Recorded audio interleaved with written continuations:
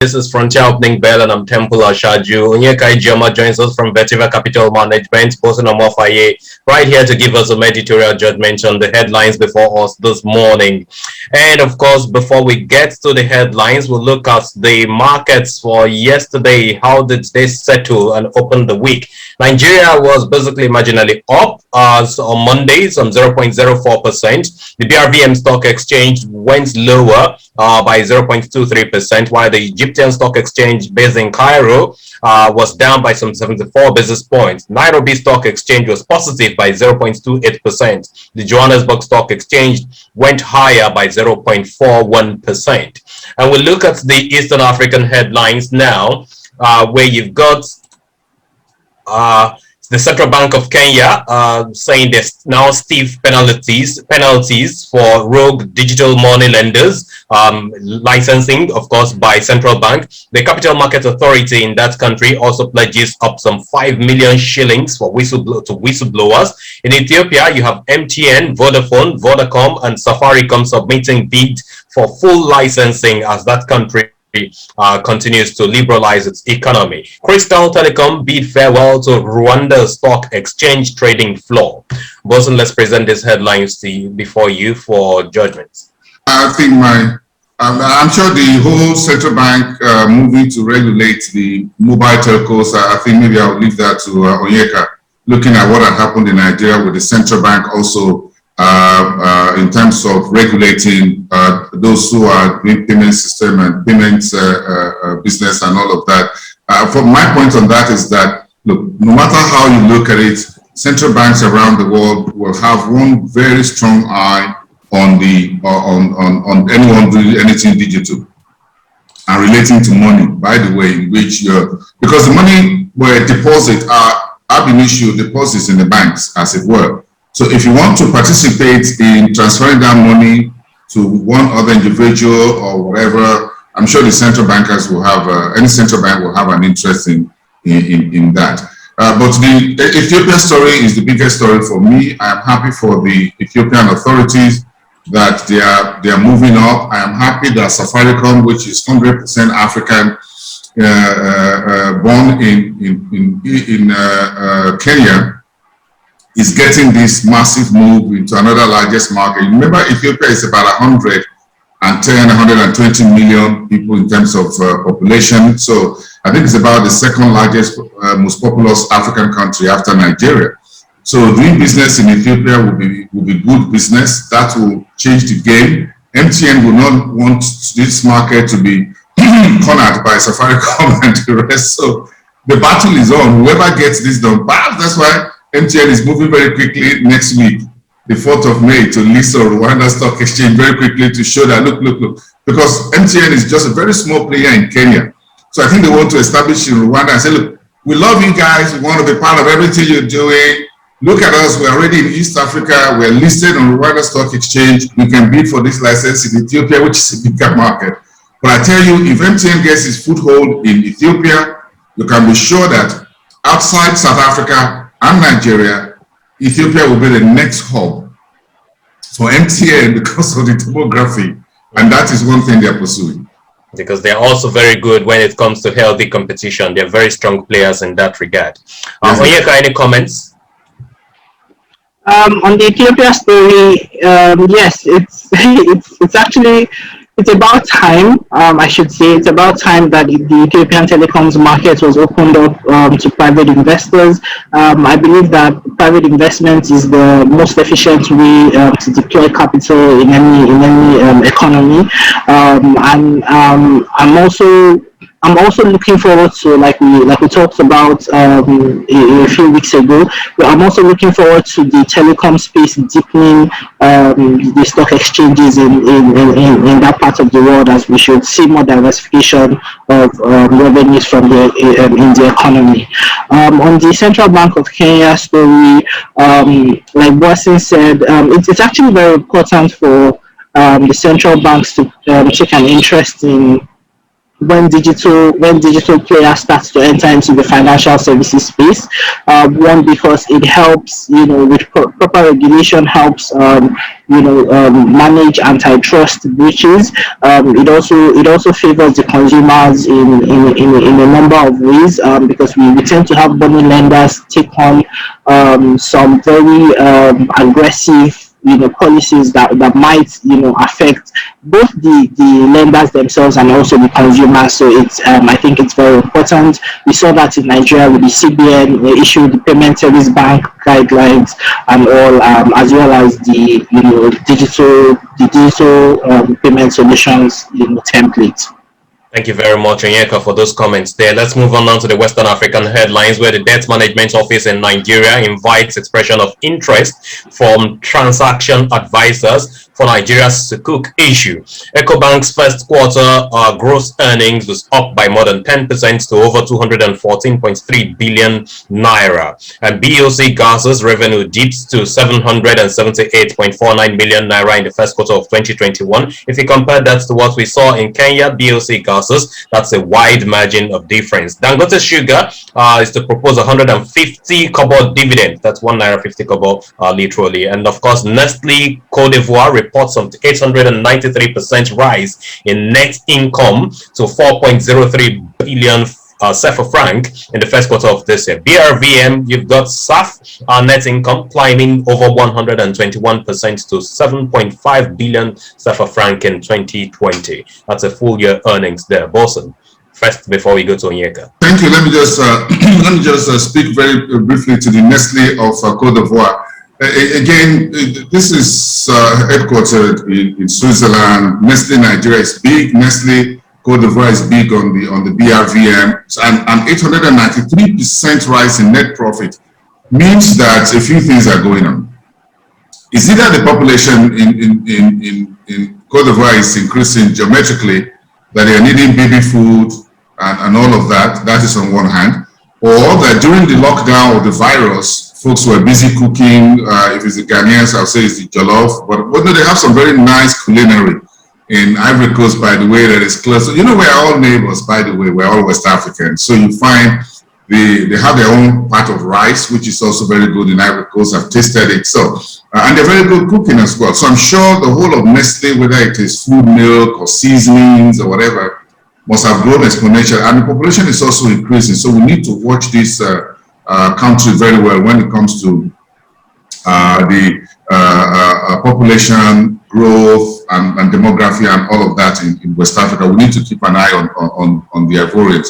The story around the DMO expression of interest, I think it's just the normal thing, asking folks to line up, like Vetiva Capital, for example. I'm sure Vetiva will want to be part of this. I'm sure they've been part of some of the big ticket transactions in the Nigerian market over the years, so a very big name within the Nigerian investment and securities firm. So I'm sure Vetiva will be part of the team that will be bidding to be part of the financial advisors and all of that for the Sukuk, which the Nigerian government has a good record of being the largest issuer in Africa to date. Not even in North Africa you find Sukuk. The Egyptians are just stepping into the Sukuk market a little bit.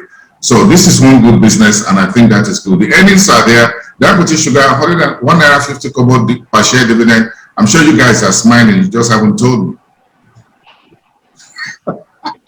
Listen, but I thought you would also like to speak to the BOC Gases. I mean, if you compare what's going on in Kenya to what we're seeing in Nigeria. Oh, I forgot. Thank you. Yes, the BOC Gases is that. So this sale of the Nigerian unit and that of Kenya is ongoing. But I think what the BOC Gases in Nigeria may be facing with the competition, because they do industrial gas, by the way. Yeah. So I think the competition is hemming them down in Nigeria. And that is one of the reasons perhaps they want to get out of the business. I mean, the UK parent company wants to get out. 61% is sold off to Nigerian investors. I think competition is coming very stiff in Nigeria because, again, you don't have many industries in Nigeria. If you're doing LPG now, which is cooking gas, you're making money.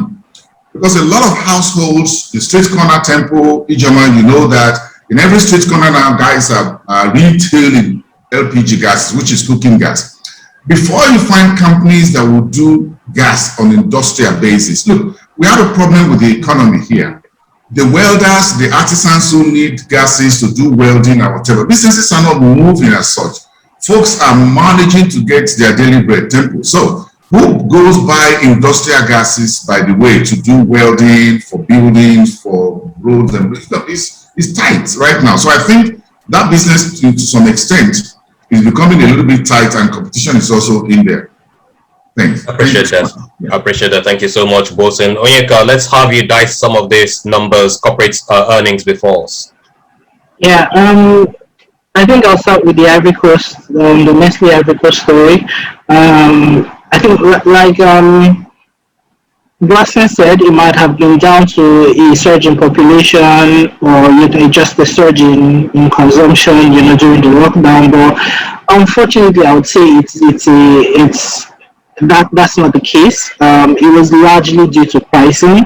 What we saw during in 2020 was that rising costs due to inflationary pressures, due to like general inflationary pressures, and also pressures from FX depreciation across most African currencies, drove many of the consumer goods producers to price up significantly on their products. On some product categories, we had pricing go significantly over 100%, which was one of the things that drove these high levels of profitability. From an investor's point of view, this is good news at least in the short term, because these levels of pricing combined with depreciated consumer wallets is not sustainable in the long term. However, from the consumer's point of view, it's not particularly great. This is not down to Nestle. This is not down to any of the other consumer goods producers. They also have to survive. They have to maintain margins. They have to protect their shareholder interests also. And this depreciation story takes us to the Ecobank results, where we saw gross earnings and profitability up significantly. Interestingly, while we saw gross earnings up by about 10% year on year, using the on an NGN basis, in USD terms, given that Ecobank is a Pan-African bank and they report their earnings in USD also, on a USD basis, it was basically flat year on year. So we tend to see these depreciation, currency depreciation issues, creep into the earnings of most of the major players on the exchange. And talking on the expression of interest for the Sukuk, like Blasso said, this is just one of the first steps. I think phase 1 of 4. The advisors, both financial, legal advisors, auditors, everybody that will be involved in the process have to submit an expression of intent. And I think that it's actually very positive on two fronts, because one, it includes, we've been talking about financial inclusion as a concept for a very long time in Nigeria.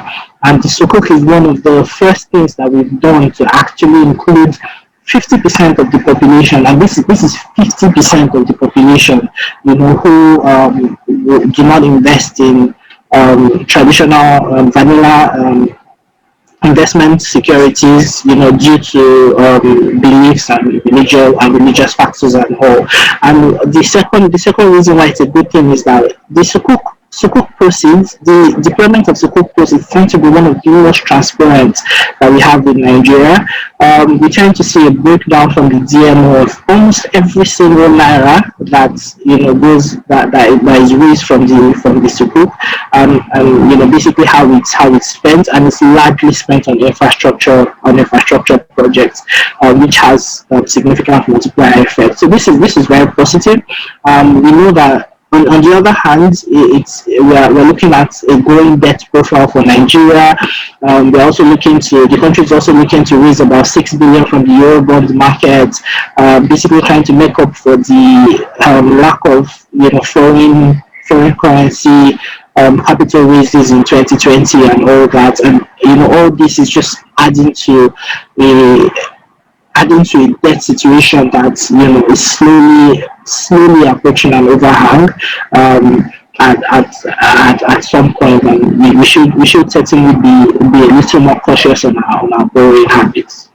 Appreciate all of these comments from you, Onyeka. Thanks a great deal for them. Let's move on to the Southern African markets, where copper hits the highest since 2011 as global economic recovery powers metals. South Africa lifts licensing threshold for small-scale power generating projects. Zimbabwe's inflation dips further to 194.07% year-on-year in April. Moody's cuts Botswana's rating to A3 from A2. Outlook now stable. But it looks like the mining sector in the southern part of Africa has got better days ahead, right? Yes, well, copper comes in through from the southern Africa. South Africa produces a bit of copper, but it's more of a Congo, DRC, and a few other countries. By the way, South Africa is a whole lot bigger with platinum, aluminum, a little bit of gold as well, and other. So give copper to Zambia, give it to Congo, DRC, and I think Zimbabwe as well. Zimbabwe also produces a platinum. So when you look at the copper has been red hot, because again it goes all the way to China. China has been very red hot appetite for copper over the last 1 year or so. It's also been part of the major material used as part of the base metals for the industrial manufacturing, and the numbers are testify to those figures. With regard to Botswana, it's quite a really bad news that this country is getting a rate cut from A2 to A3. But the good news is that the outlook is stable from neutral. So it's coming down from negative. They've now moved to stable, which is good. Hasn't gone to positive yet, but this is one country that is politically stable. In the manner of speaking, you hardly hear them in the news for political wranglings and what have you. Diamond was badly beaten last year because the ultra wealthy, those who are very rich around the world, were not buying diamonds as it were.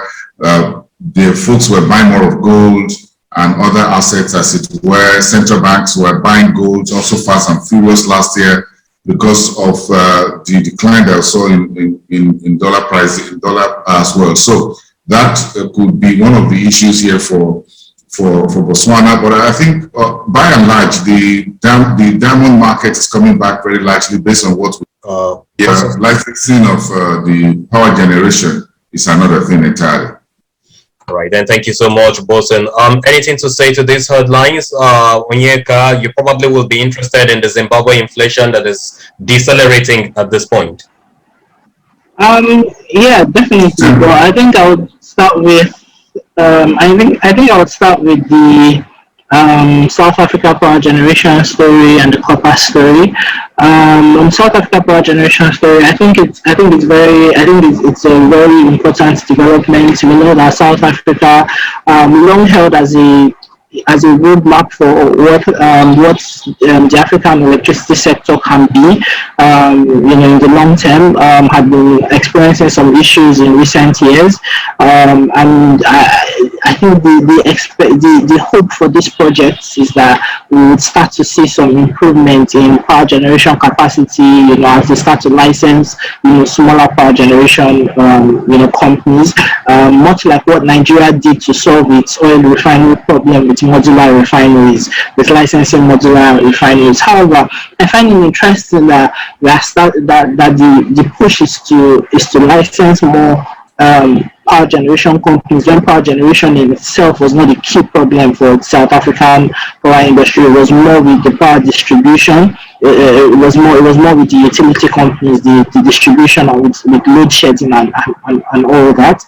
And I hope that they are also working on that. At least I think the general population in South Africa has sort of lost a lot of hope in Eskom, lost a lot of confidence in Eskom, and I think it's time for some new players to come onto the scene.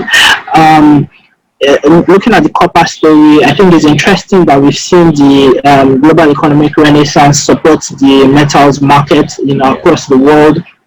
However, I think this recent surge in pricing for copper was more due to a supply issue.